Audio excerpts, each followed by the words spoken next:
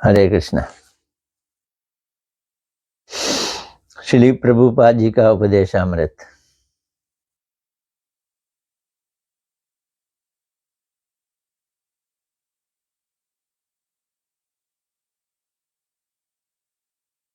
पता नहीं क्या लिखा हुआ आ गया है, ये बंद कर दो।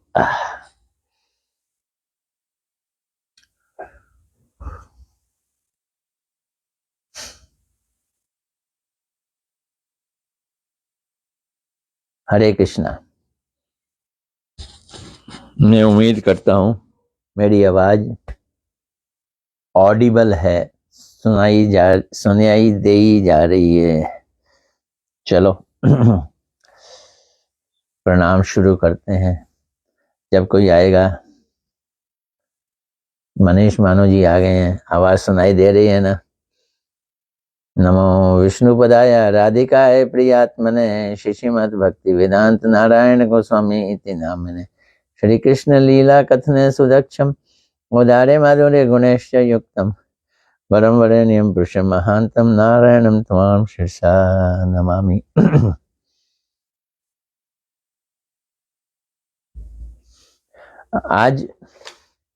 आज का प्रश्न मठ के रिगार्डिंग है। मठ प्रतिष्ठा का उद्देश्य क्या है? मठ प्रतिष्ठा मतलब स्थापित करने का उद्देश्य क्या है? मठ क्यों बनाए गए हैं, ये प्रश्न है। मठ क्यों बनाए गए? मठ साधारण लोगों के अनुग्रह के ऊपर प्रतिष्ठित नहीं है।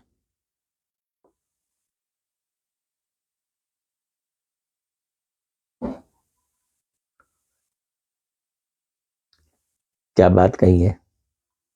मठ, मेरा फोन आ गया इस समय।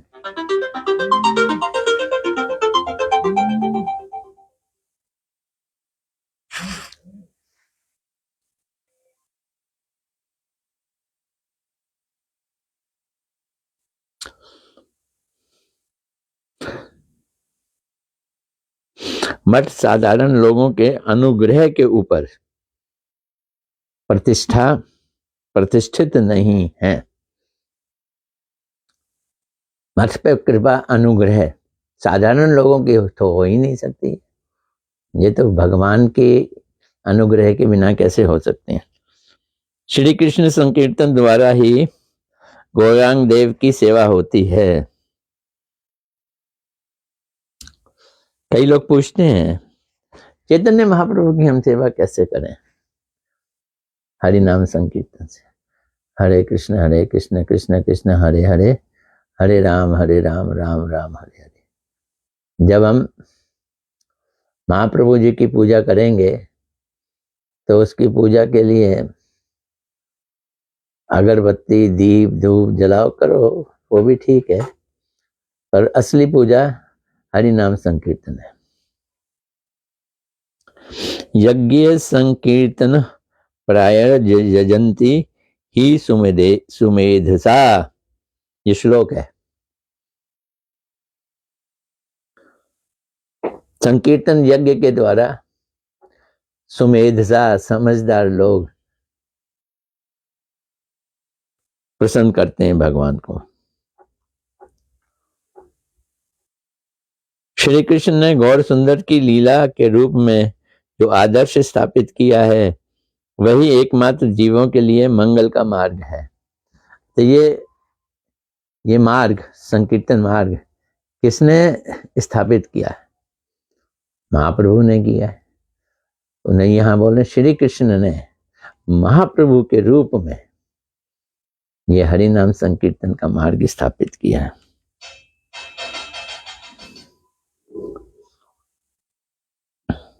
तो श्री कृष्ण ने गौर सुंदर की लीला के रूप में, यहाँ लीला भी बोला है, जो आदर्श स्थापित किया है वही एकमात्र जीवों के लिए मंगल का मार्ग है। भगवान कृष्ण ने अपना कीर्तन नहीं किया। गीता में कह तो दिया एक जगह बस, सततम कीर्तयन्तो माम यतनश्च दृढ़ व्रतः, लगातार मेरा कीर्तन करो यतन के साथ, दृढ़ व्रत रखते हुए। लेकिन महाप्रभु जी ने तो खुद किया। भोगी और त्यागियों का मन प्रसन्न रखने के लिए मठों की स्थापना नहीं हुई। ऊपर बोला है साधारण लोगों के लिए नहीं, अब यहां बोला है भोगियों और त्यागियों के लिए मठ की स्थापना नहीं हुई। प्रश्न क्या है? मठ प्रतिष्ठा का उद्देश्य क्या है? मठ प्रतिष्ठा का उद्देश्य क्या है, ये प्रश्न है।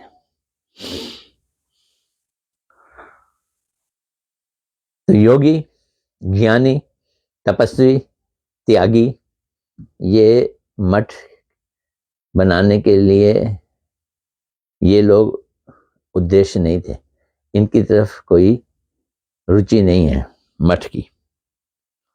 किसकी है? केवल शुद्ध भक्ति के प्रचार करने के लिए मठों की स्थापना हुई है। उद्देश्य पूछ रहे हैं ना, उद्देश्य क्या है? मठ की प्रतिष्ठा का उद्देश्य शुद्ध भक्ति का प्रचार मठ का उद्देश्य है, ये समझो। मठ स्थापन रूपी हरि सेवा के द्वारा हमारा मंगल होगा। तो मठ की स्थापना हरि सेवा है। मठ की स्थापना क्या है? हरि सेवा। हरि सेवा के लिए मठ की स्थापना की गई है।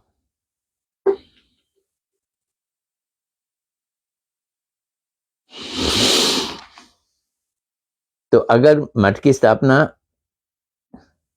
में शुद्ध भक्ति का प्रचार हो रहा है तो हरि सेवा हो रही है, नहीं हो रहा तो नहीं हो रही।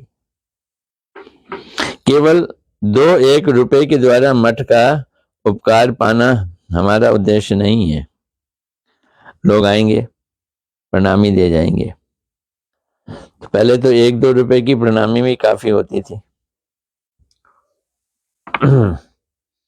याद है 20-30-40 साल पहले आरती घुमाई जाती थी तो लोग 1 रुपया, 2 रुपया, 5 रुपया, 1, 2, 5 डालते थे।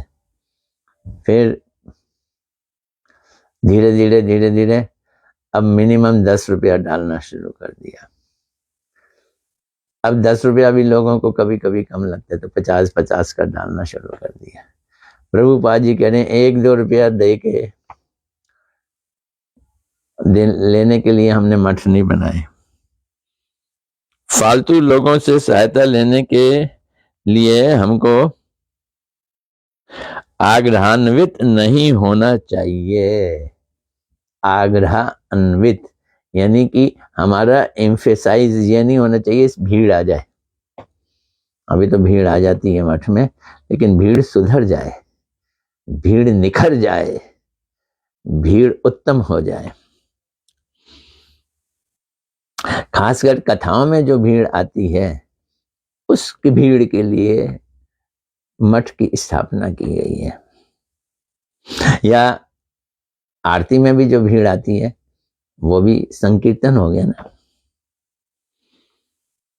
तो फालतू लोगों की सहायता लेने के लिए हमको आग्रह नहीं है, परंतु निर्दोष सत्य बात कहकर यदि किसी का उपकार कर सको, निर्दोष सत्य बात कहो। निर्दोष क्या है और सत्य क्या है?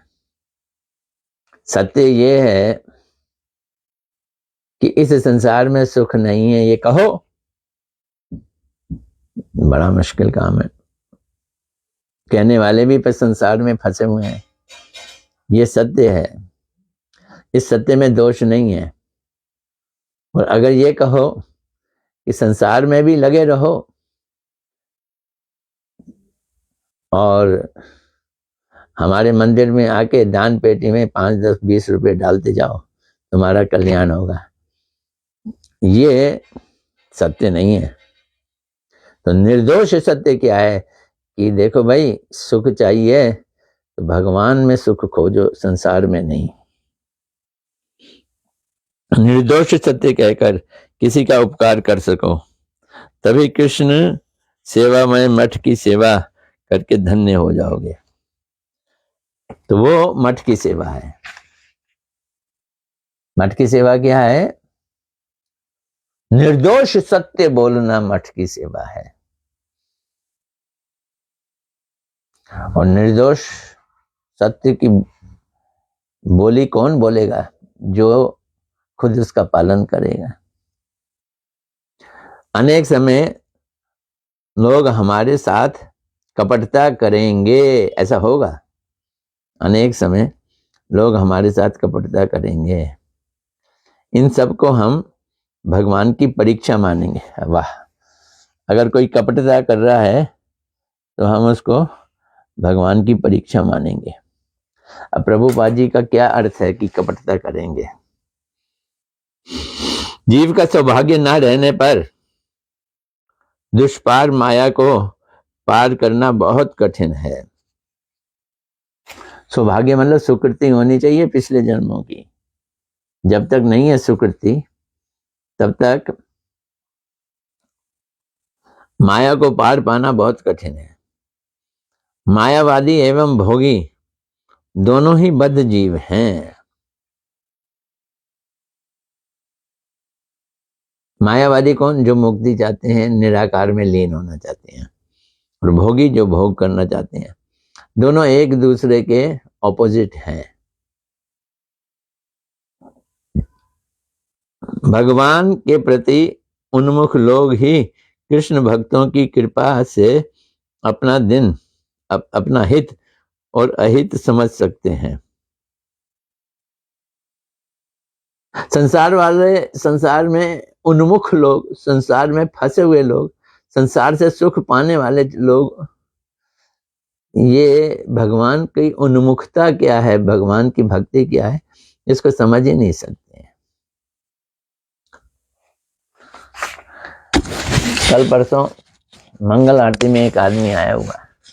मैं अपने मन से सोचूं, ये संसारिक आदमी मंगल आरती में आया है, कितना इसका ललक है। हाथ में बहुत सारा बड़ा सा थैला पकड़ा हुआ था। आरती वगैरह समाप्त हो गई। जब मैं घर को जाने लगा, अपने कमरे में, घर को मतलब अपने कमरे में जाने लगा, तो मुझको बोला, प्रभु जी मेरा काम नहीं चलता, जो भी काम करूं वो खराब हो जाता है। मैंने कहा अब तो रिटायर होने का टाइम आ गया, अब काम के चक्कर में पड़ी क्यों रहे हो, जिम्मेवारियां हैं। तो मैं सोचने लगा कि इस आदमी को क्या कहूं भक्ति कर, क्या कहूं सत्संग कर। इसके दिमाग में तो बस काम ही चल रहा है। अब वो मंगल आरती भी कर रहा है तो वो आरती नहीं है, मेरा काम कैसे चले। मैंने कहा तू ऐसे ही मंगल आरती में आता रहा कर और गुरुदेव को प्रणाम कर, परिक्रमा कर, जैसा भगवान चाहेंगे तेरा काम चलता जाएगा। तो जीव का सौभाग्य अगर नहीं है, सुकृति नहीं है, तो दुष्पार माया को पार पाना बहुत कठिन है। मायावादी एवं भोगी दोनों ही बद्ध जीव हैं। भगवान के प्रति उन्मुख लोग ही कृष्ण भक्तों की कृपा से अपना हित और अहित समझ सकते हैं। भक्त लोग ही जान सकते हैं क्या हित है, क्या अहित है।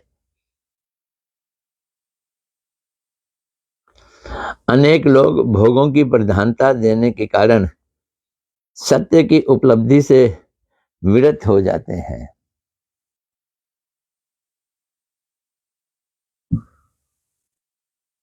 कुल मिला के प्रभुपाद जी जो हमें समझा रहे हैं, भोगों से बचना है, भोगों की लालसा खत्म करनी है।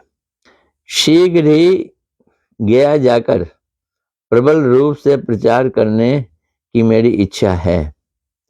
कृष्ण की इच्छा होने पर वे निश्चय ही कार्य के रूप में परिणित होगी।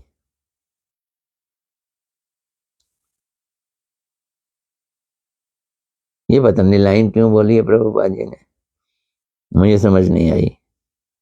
शीघ्र ही गया जाकर प्रबल रूप से प्रचार करने की मेरी इच्छा है। कृष्ण की इच्छा होने पर यह निश्चय ही कार्य के रूप में परिणित होगी। गया जाकर क्यों बोला किसके लिए बोला है, पीछे इसके क्या उद्देश्य है? कभी समझ आएगी तो बताएंगे, मेरे को तो अभी समझ नहीं आई।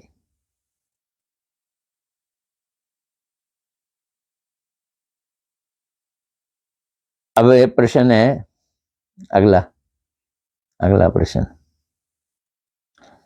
भक्तों की चित्त वृत्ति कैसी होगी? अच्छा, हम प्रश्न ऐसे नहीं लिखेंगे, हम करेंगे भक्तों की चित्त वृत्ति कैसी होनी चाहिए। ये हमारा हिंदी दिल्ली स्टाइल है प्रश्न करने का। अब इनकी इनकी प्रश्न की स्टाइल क्या है, भक्तों की चित्त वृत्ति कैसी होगी। तो बंगला में लिखा होगा, वो बंगला का स्टाइल तो और भी अलग होगा। केनोपनिषद में कहा गया है, केन उपनिषद में कहा गया है, सर्वशक्तिमान भगवान, ये बोल रहे हैं, क्या कह रहे हैं?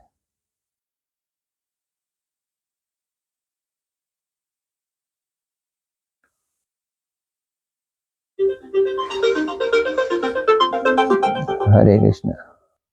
ओ, कल श्रील प्रभुपाद, श्रील परम गुरुदेव का आविर्भाव है, उसके कार्यक्रम के लिए पूछ रहे थे प्रश्न, फोन आया था।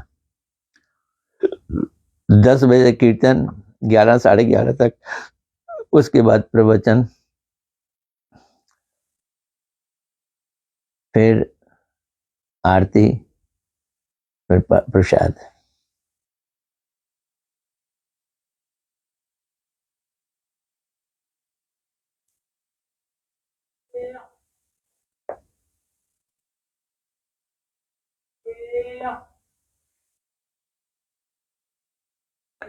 तो सर्वशक्तिमान भगवान की निर्दिष्ट शक्ति पाकर ही आधिकारिक देवता लोग अपनी अपनी शक्ति का परिचालना करते हैं।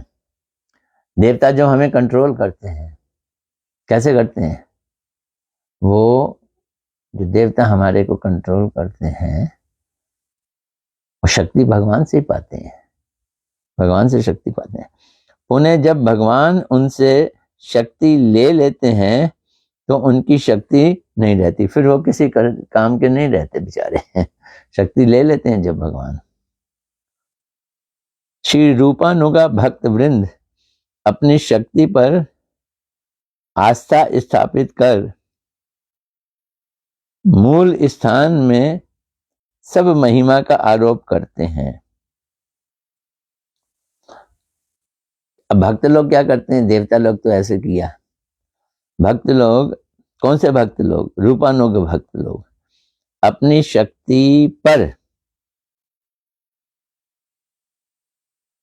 आस्था स्थापित कर मूल स्थान में सब महिमा का आरोप करते हैं। देखो प्रभुपाद जी की भाषा, मूल स्थान कौन है? भगवान। हम अपनी शक्ति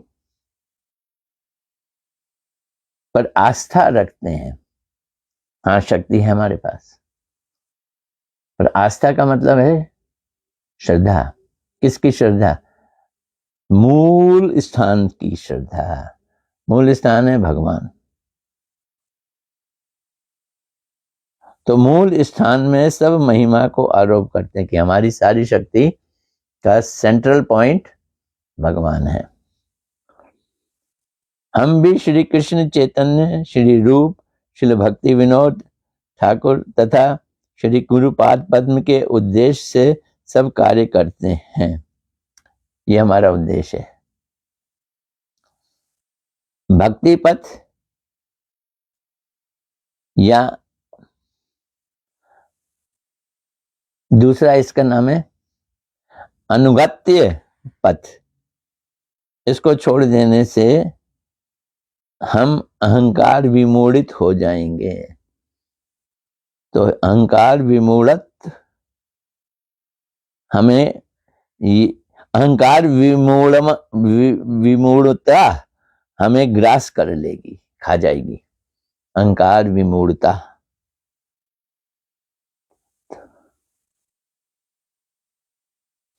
कैसे? प्रभुपा जी की भाषा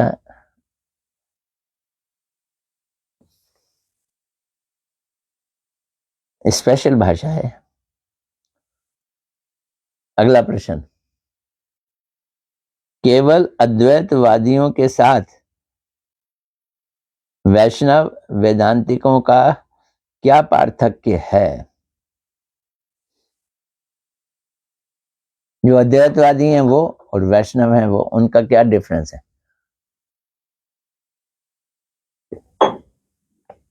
अद्वैतवादी भी अपने को वेदांतिक कहते हैं, अब वैष्णव हैं वो भी वेदांतिक होते हैं, वेदांत को फॉलो करते हैं। तो ये पूछ रहे हैं केवल अद्वैतवादी, ये मायावादी हो गए, उनके साथ वैष्णव वेदांतिकों का क्या पार्थक्य है, क्या डिफरेंस है? वैष्णव वेदांतिक।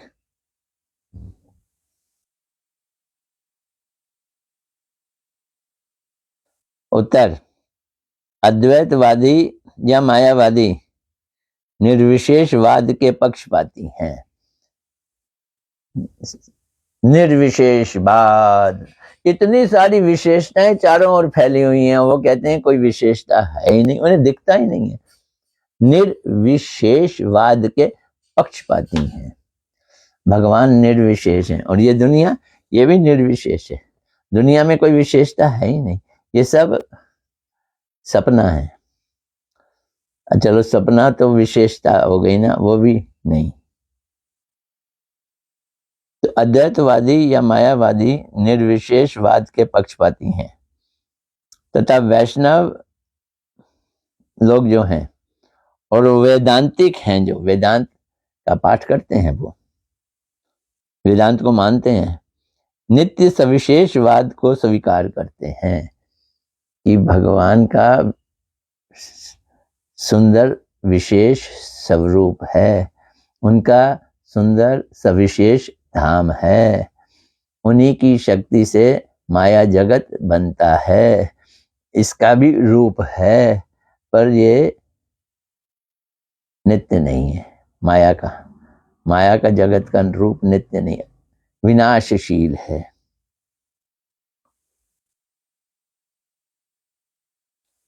अद्वैतवादी प्रच्छन्न नास्तिक तथा वैष्णव वेदांतिक निष्कपट आस्तिक हैं। वो अपने को नास्तिक तो नहीं कहते, पर है नास्तिक। अद्वैतवादी वेदों को मानते हैं, उपनिषदों को मानते हैं। हम नास्तिक उनको कहते हैं जो वेदों और उपनिषदों को नहीं माने। पर वेदों को मानने से, उपनिषदों को मानने से फायदा क्या? जब वो भगवान के रूप को ना माने, भगवान के स्वरूप, भगवान के धाम, भगवान के परिकरों उनको ना माने, भगवान की दिव्य शक्तियों को ना माने, तो वेदों को मानने से क्या फायदा? इसलिए वो असली आस्तिक नहीं है, वो प्रच्छन्न आस्तिक है। तो ये बोल रहे हैं अद्वैतवादी प्रच्छन्न नास्तिक और वैष्णव वेदांतिक निष्कपट आस्तिक हैं। अद्वैतवादी आरोहवादी तथा वैष्णव वेदांतिक अवरोहवादी हैं। एक नीचे जाने वाले हैं, एक ऊपर जाने वाले हैं। अद्वैतवादी शरणागति के विरोधी हैं। जब वो रूप को ही नहीं मानते, भगवान को स्वीकार ही नहीं करते, तो किसकी शरण में जाएंगे? तो शरणागति के विरोधी हैं। तथा वैष्णव वेदांतिक नित्य एकांतिक शरणागति के पक्षपाती हैं। वैष्णव लोग शरणागति के पक्षपाती हैं। तो आज इतना ही करते हैं।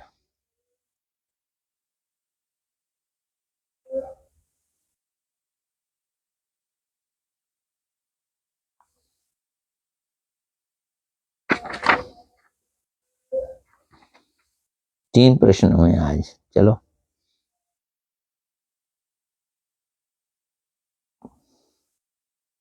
कल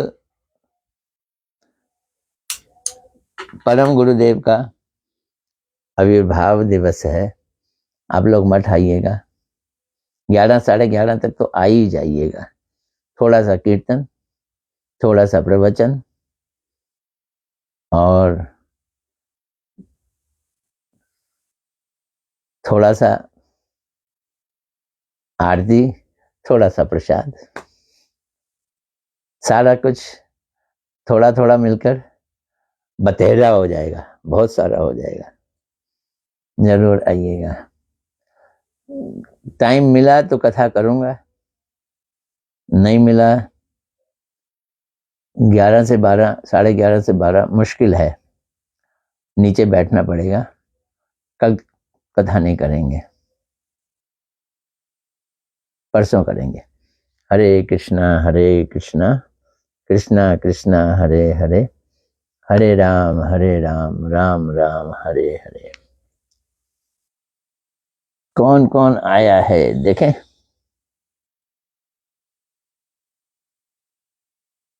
मनीष मानू हरे कृष्णा धन्यवाद। पूजा जी हरे कृष्णा धन्यवाद। अंशिता जी हरे कृष्णा धन्यवाद।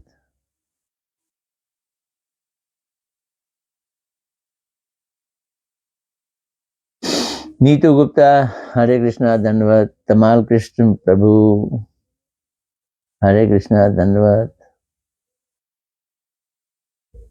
सचिन मल्होत्रा जी भी आ गए, हरे कृष्णा धन्यवाद। नीलम मारवा क्या बात है, हरे कृष्णा धन्यवाद।